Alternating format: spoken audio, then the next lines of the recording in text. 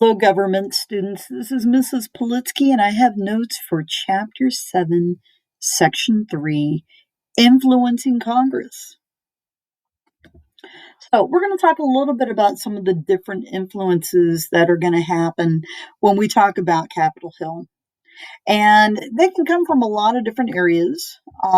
Anytime that we talk about influences, you got to talk about political action committees, aka the PACs, because of the fact that there are a lot of people that belong to different um, interest groups that are out there. These committees, they can organize some of those members and they can form these political action committees to kind of put pressure on lawmakers to pass certain bills in Congress that are going to benefit them. You can talk about interest groups in general. Anytime we talk about groups like the Farm Bureau or the National Education Association, all those kind of organizations, plus many others, they certainly have certain issues that are important to them and their well being. And they, again, are going to use that power on Capitol Hill to kind of influence lawmaking.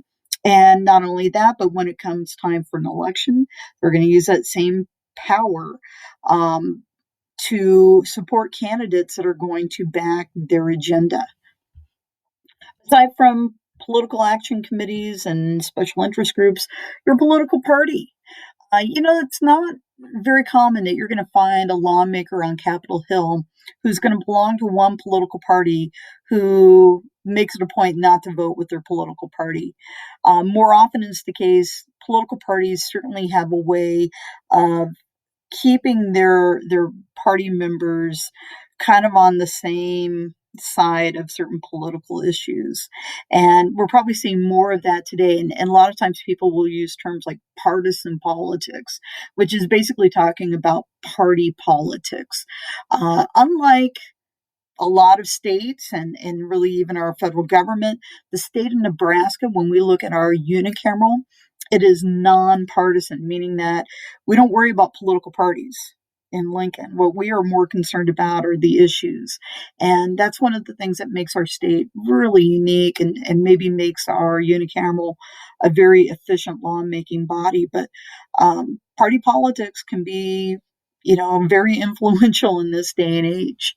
Aside from parties, the staffers that a person has, a lawmaker might have on their staff, certainly they can put in their 2 cents and influence a lawmaker as far as on a personal level. Constituents, which is you and me, the voters that are back home, the people that the lawmaker represents. Certainly, there are certain issues that are very important to us, near and dear to our hearts, that our lawmakers certainly need to be aware of. Aside from constituents, you can see other issues such as polls. Anytime an opinion poll comes out, certainly politicians are very concerned about that because that might give us a better idea whether or not certain issues are important to the majority of our nation. So they're going to be looking at that. Personal beliefs and temperament. Some of our lawmakers do have kind of an agenda when they come to Capitol Hill. They might be very conservative and concerned about the well being of all life.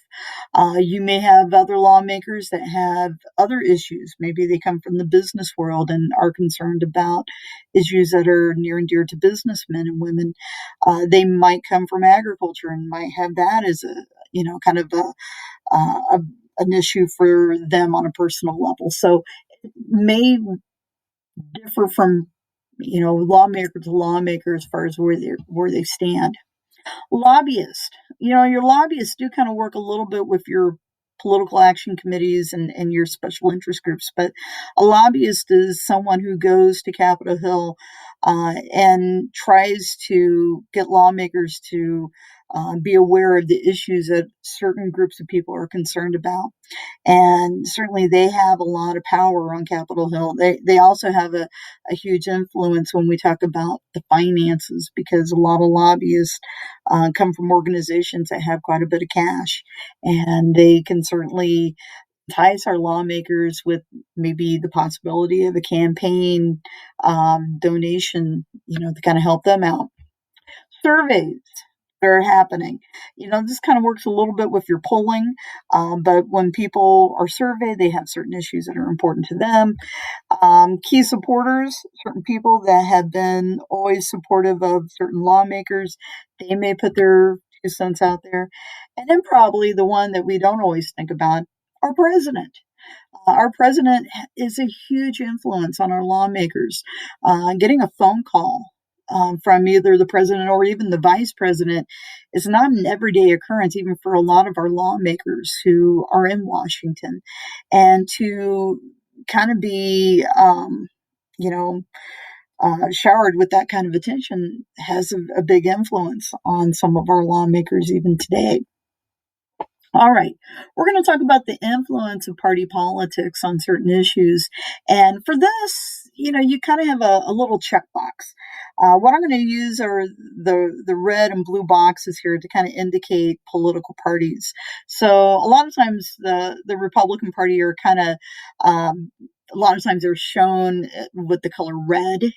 And when we talk about the Democrats, typically blue. So we're going to use those boxes to kind of signify which party we're talking about here. So we've got a series of different issues. And what we're going to do is indicate which party kind of goes along with each. So the party that typically likes to help the low income people and low income projects is really the Democratic Party. They have always been champions for the poor.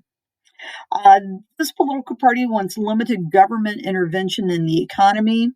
That would be our Republicans. If you think about it in terms of like laissez faire economic policies, really the Republicans have always been backing that. This political party wants less government spending. Again, this would be our Republicans. This political party is interested in social welfare programs. That would be the Democrats. This political party wants greater government regulation of business. Again, this is going to be our Democrats. They are definitely wanting to regulate a lot of different things, where our Republicans would like to see kind of a hands-off policy. Again, that laissez-faire mentality is more with the Republicans. This political party wants job programs through public works. That, again, is our Democratic Party. The party that wants less government regulation of business, that would be our Republicans. And finally, the political party that would like to see local and states rather than the national government kind of take action as far as solutions to problems, that again is our Republican Party. So hopefully this will help you understand maybe a little bit of the differences between our Republicans and our Democrats. All right. So we're going to talk a little bit about how our lawmakers help those back home. And you have to talk about this idea of casework. Okay. One of the things I want to start with some of the purposes of casework. Casework for the most part helps lawmakers get reelected. This is the reason why they do this kind of stuff. It's one way that Congress can oversee the executive branch. And finally, casework provides a way for the average citizen to cope with our big national government. It's a one way that we, the people back home, can still be in touch with what's happening with what's going on in Washington. So there are some different examples of casework. Example would be like if you have a soldier who has a family member who is seriously ill, they want to be moved to a military base closer to home. They might have to contact their representative and ask if it would be possible to be moved. And that is an example of casework, because we have Offutt Air Force Base in the state of Nebraska, and we have a few Army bases very close to Nebraska, like Fort Riley, that's down in Kansas. Certainly, our lawmakers may hear from our young men and women who are serving our country, wanting to have an opportunity to move closer to home, just so they can be closer to family. Another example is if you have a business person who claims that the Federal Trade Commission is treating their business unfairly. Federal Trade Commission does a lot of regulation of certain business practices, and they might feel like a certain practice is going to hurt them financially. They can contact their lawmaker, and that lawmaker will look into their claim and maybe fight for their cause on Capitol Hill. And then finally, we have some young people who are in high school or maybe even in college who would like to find jobs working in government, and they can contact their lawmaker. So, for example, there are congressional pages that work on Capitol Hill. That is kind of like an internship kind of job. That young person who is going to act as a page, for the most part, they're not getting paid pretty much anything, but the experience looks great on a resume as far as applying for scholarships or applying for jobs in the future. That certainly would be very prestigious. You could also have a high schooler who might be interested in going into a military academy. They are certainly going to have to contact one of their lawmakers to get a letter of recommendation, because that's the only way you can get into one of our prestigious military academies today. All right. Thank you very much.